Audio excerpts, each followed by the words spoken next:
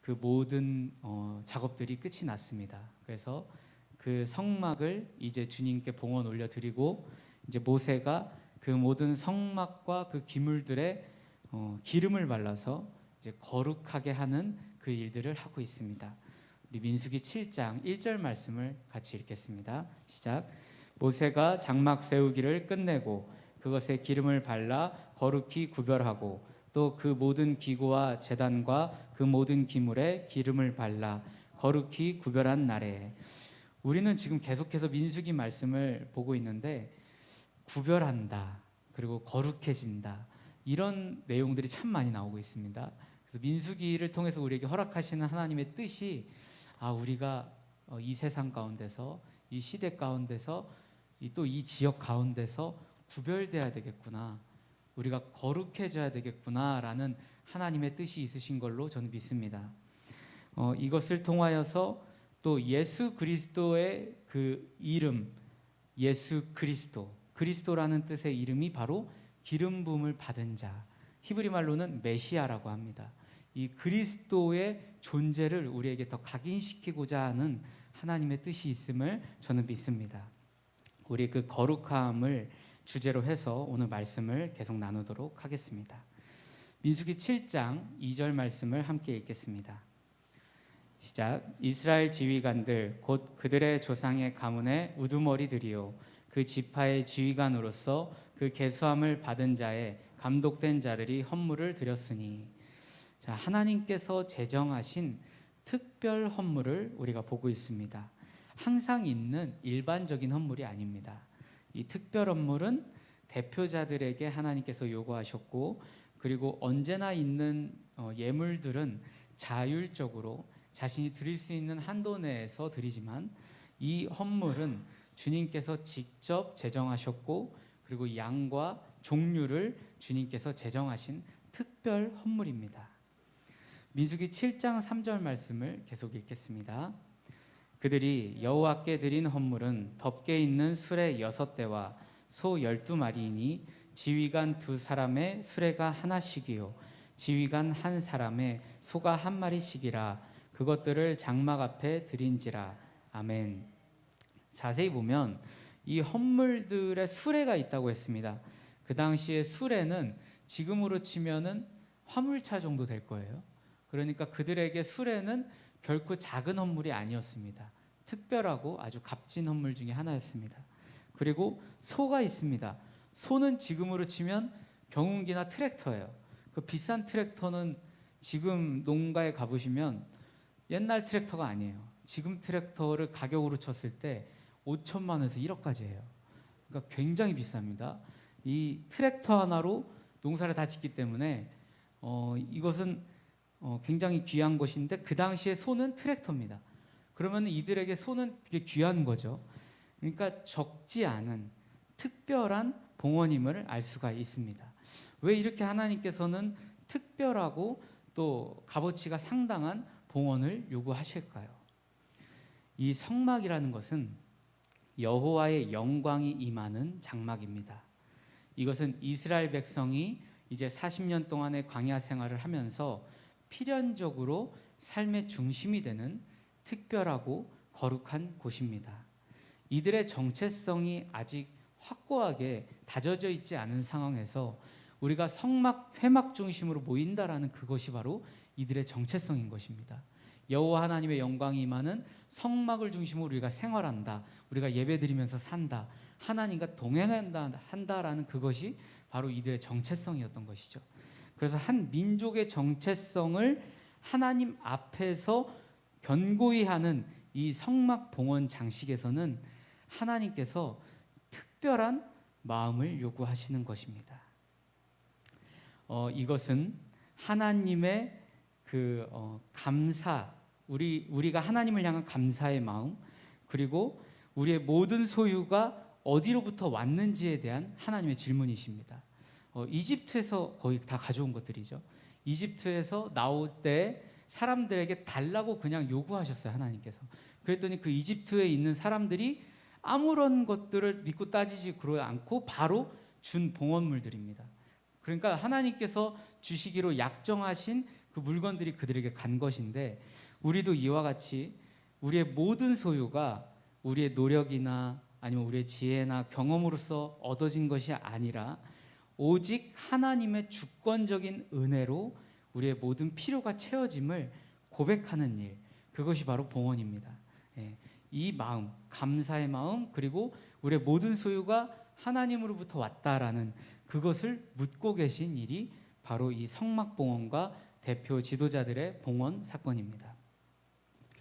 그리고 이 성막과 성전은 모두 하나님의 독생자 예수 그리스도의 육신을 예표하는 것입니다. 그렇기 때문에 이 성막은 이 이스라엘 백성들의 역사가 시작되는 이 초창기에서 가장 중요한 중심 메시지, 중심 주제라고 보시면 되겠습니다. 네. 민수기 7장 4절부터 6절 말씀 함께 읽겠습니다. 시작. 여호와께서 모세에게 말씀하여 이르시되 그것을 그들에게서 받아 레위인에게 주어 각기 직임대로 회막 봉사에 쓰게 할지니라. 모세가 수레와 소를 받아 레위인에게 주었으니. 아멘. 보통의 경우에 봉헌된 헌물은 하나님의 나라의 확장에 귀하게 쓰임을 받습니다. 하나님이 받으시고 흠양하신 헌물은 그 자체로 의미가 있기 때문에 꼭 공동체에 쓸 것으로 사용되지는 않아도 됩니다. 왜냐하면 하나님이 받으시고 흠양하시는 데 목적이 있기 때문입니다. 그러나 가끔 가다가 이 모든 봉헌들이 사람들의 쓸 것으로 사용되어지는 경우를 우리는 볼 수가 있습니다. 그런 예가 우리들의 공동체에도 있지만 성경의 공동체에도 보여집니다. 드려진 제물들은 번제와 속죄제와 화목제로 바쳐져서 불살라졌습니다. 오늘은 11절까지 우리가 읽게 되는데 그 이후에 나오는 내용들이 바로 그런 내용들인데요.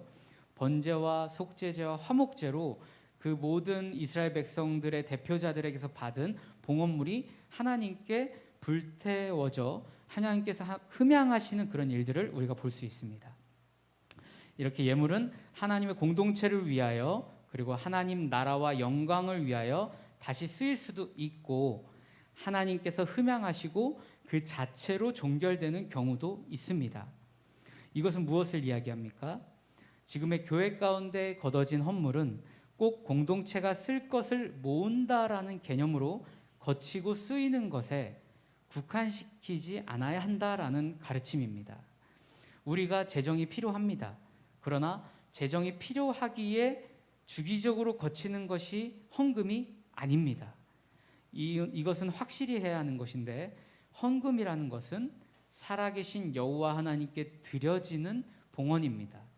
이 헌물은 하나님께서 흠양하시는 것이 목적입니다. 그래서 이 목적이 이루어진 것이다라면은 어떻게 쓰여도 상관이 없는 것입니다. 이것이 가장 중요한 목적입니다. 헌물은 살아계신 여호와 하나님께 드려지는 것이다. 그분이 흠양하는 것이다. 라는 가르침이 우리에게 주어지는 것입니다.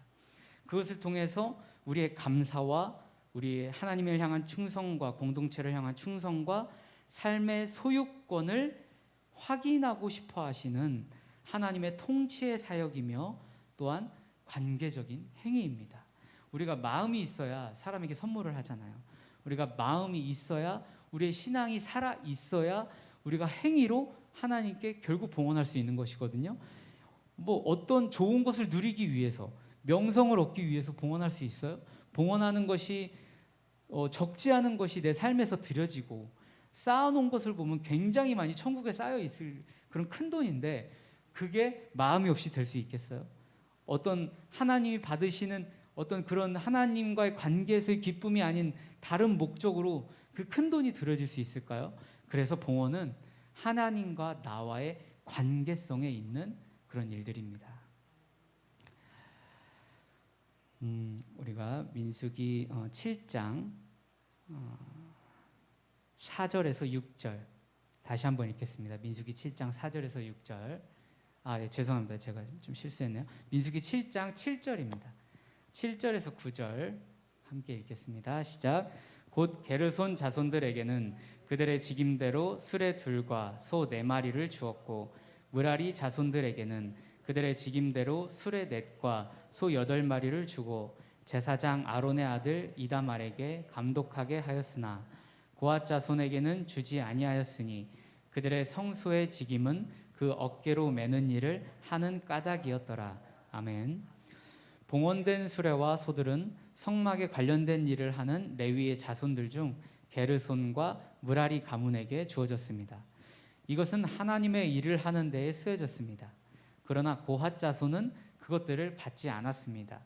이것은 그들이 옮기며 관리하는 품목들이 지극히 거룩하고 경히 관리하기에는 너무나 위험한 것이었기 때문입니다. 잠시 그들의 임무를 우리가 회상해 보도록 하겠습니다.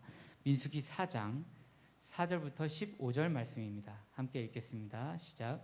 또 여호와께서 모세와 민수기 4장 4절부터 15절 화면에 있는 것으로 읽도록 하겠습니다. 시작. 고앗 자손이 회막 안에 지생물에 대하여 할 일은 이러하니라.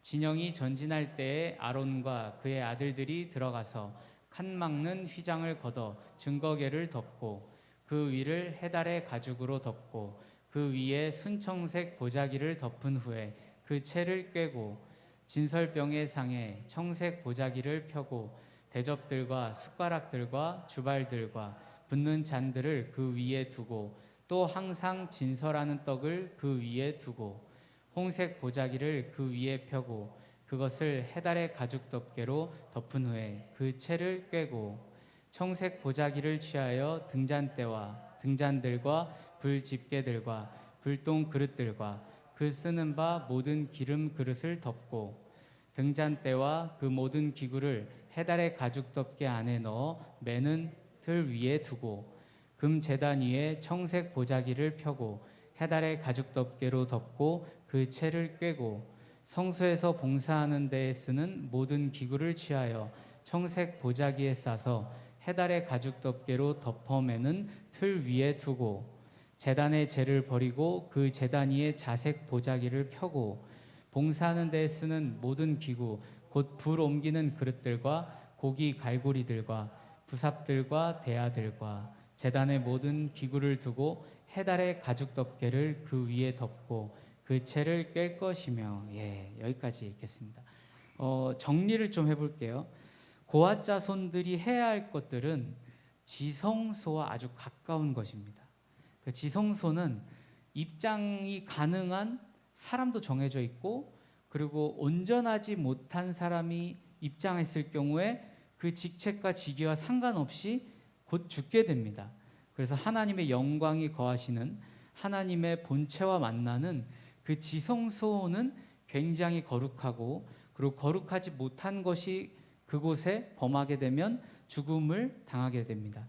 그렇기 때문에 이 모든 것들이 굉장히 중요한 것들이에요. 그래서 수레로 끌게 되면 덩그랑 탕탕탕 부딪히면서 손상을 입을 수 있고 기스가 날 수 있고 그것을 하나님께서 결코 기뻐하시지 않을 것입니다. 특별히 이들 중에 가장 귀한 게 언약궤입니다. 언약궤는 하나님께서 직접 기록하신 모세가 시내산에서 받은 언약궤 그거잖아요. 그 언약궤가 그 소가 끄는 수레에서 탕탕탕 이렇게 움직이는 것을 하나님께서 원치 않으셨어요. 그래서 이 언약궤를 직접 어깨에 메고 가라고 하시는 거죠. 그래서 이 거룩한 것들을 만지는 이 고앗 자손들에게는 이 소가 끄는 수레가 주어지지 않았던 것입니다. 이런 특징이 있고요. 그리고 이 언약궤가 얼마나 거룩하게 이스라엘 백성들에 다가오느냐라는 것을 우리가 한번 생각해 보자면 시간을 좀 앞으로 돌릴게요. 시간을 저 앞으로 돌리면 다윗 왕의 일대기가 있습니다. 다윗 왕의 일대기에서 블레셋에게 언약궤를 빼앗기는 장면이 나옵니다. 블레셋 족속에게 그 언약궤를 빼앗기고 그리고 바로 찾아오지 못하고 몇 사람을 거쳐서 이렇게 다시 돌아오게 돼요. 근데 그때 이 소가 끄는 수레가 언약궤를 끌었던 적이 있는데 그때 많은 사람들이 죽었어요. 관련된 많은 사람들이 죽었거든요. 이런 것을 보면은 이 언약궤를 맡고 있는 고앗 자손의 임무가 얼마나 무거운 임무인지를 우리가 알 수가 있습니다. 그리고 하나님께서는 살아계신 것을 이것을 통해서 말씀해 주시는 거죠. 또 관계적 측면에서도 말씀을 해주시는 겁니다. 하나님이 살아계신 하나님이며 그 하나님을 우리가 존중하기를 바라는 마음이 있으신 거예요. 그래서 하나님이 거룩하게 여기는, 무겁게 여기는 그것을 내 자손들, 내 백성들도 그렇게 해주기를 원한다라는 하나님의 마음인 거죠. 그러니까 오늘 제가 유난히 말을 더듬죠. 오늘 제가 버벅버벅합니다. 근데 하나님이 살아계신다는 것을 오늘 저는 또 느껴요. 제가 오늘 좀 편하고 싶었던 마음이 있었던 것 같아요. 그래서 천천히 움직여지더라고, 이상하게. 이렇게 아침부터 하나님 말씀을 이렇게 먹어야 되는 여러분들, 천하보다 귀한 한 분 한 분을 제가 말씀을 같이 이렇게 먹어야 되는데, 이 상황을 제가 기뻐서 막 뛰어가면서 하나님 감사합니다 임해야 되는데 천천히 느긋하게 몸에 부하가 안 걸리게 하고 싶었던 거예요. 그래서 오늘 제가 늦게 일어난 건 아닌데 모든 일이 제가 늦었어요. 늦어서 자료도 집사님께 늦게 가져다 드리고 차도 천천히 몰고 막 그랬었거든요. 근데 하나님이 살아계시잖아요. 하나님이 저를 사랑하시고 여러분 사랑하시고 하나님을 무겁게 여기기를 바라시는 거잖아요. 오늘 말이 너무 힘들어요. 오늘 말이 너무 더듬어져요. 찬송도 힘들고 목도 막 막히고 목도 되게 갈증이 나고 정말 힘들어요. 근데 이게 오히려 감사한 거죠. 그 하나님의 거룩하심을 저희가 무겁게 받아들이는, 제가 무겁게 받아들이게 하시는 하나님의 은총이 있는 것 같습니다. 마지막으로 우리 민수기 7장 10절부터 11절 말씀 읽겠습니다. 시작. 제단에 기름을 바르던 날에 지휘관들이 제단의 봉헌을 위하여 헌물을 가져다가 그 헌물을 제단 앞에 드리니라. 여호와께서 모세에게 이르시기를 지휘관들은 하루 한 사람씩 제단의 봉헌물을 드릴지니라 하셨더라. 아멘. 자, 여기서 제단의 봉헌을 드리는데 이제 지휘관들에게 요구하시는 거죠. 이제 레위 자손들이 아닙니다. 이제 이스라엘 전체 지파의 지휘관들을 이제 지휘관들이 대표를 해서 지파별로 봉헌물을 드리게 하시거든요. 근데 하루에 한 사람씩 오라고 해요. 하루에 한 지파씩 오라고 하는 거거든요. 왜 그럴까? 이 하루에 다 오잖아요. 12지파가. 그럼 봉헌물이 성막 근처에 막 쌓일 거 아니에요. 그러면은 이스라엘 백성들 볼 때 어떻겠어요? 이 완악한 죄된 인간으로서 하나님 돈을 너무 좋아하신다. 하나님 재물을 너무 좋아하신다. 오해하지 않겠어요? 그러니까 하나님의 관계성인 그 헌물이 돈이 필요하신가 하나님이? 물질을 필요로 하시나? 이런 오해를 우리가 할 수 있단 말이에요. 약한 믿음으로. 그래서 하나님 그걸 방지하시고자 그 번잡스러움과 그 하나님에 대한 하나님의 인격에 대한 오해를 안 하게 하시고자 질서 있게 하루에 한 지파씩 봉헌을 드리게 하시는 것입니다. 우리도 봉헌 드릴 때 오해하시지 않아야 돼요. 하나님 필요해서 달라고 하는구나. 아니에요. 그것보다는 하나님과 나와의 관계 때문에 봉헌을 요구하시는 것입니다. 그리고 마지막으로 제단에 기름을 바르던 날에 이렇게 나오면서 오늘의 모든 것들을 요약하고 있는데요. 제단에 기름을 발라야 거룩해지고 성결되는 거죠. 거룩해지고 성결된 가장 대표자가 누구시죠? 예수 그리스도. 그분이 기름 부음을 받은 자로서 우리를 대표해서 거룩하게 되셨다. 이런 믿음으로 오늘 하루 사시는 여러분들 되시길 바라겠습니다. 말씀을 마쳤습니다. 우리 주기도문 하시겠습니다. 하늘에 계신 우리 아버지여, 이름이 거룩히 여김을 받으시오며 나라에 임하옵시며 뜻이 하늘에서 이룬 것 같이 땅에서도 이루어지이다. 오늘날 우리에게 일용할 양식을 주옵시고 우리가 우리에게 죄 지은 자를 사하여 준 것 같이 우리 죄를 사하여 주옵시고 우리를 시험에 들게 하지 마옵시고 다만 악에서 구하소서. 나라와 권세와 영광이 아버지께 영원히 있사옵나이다.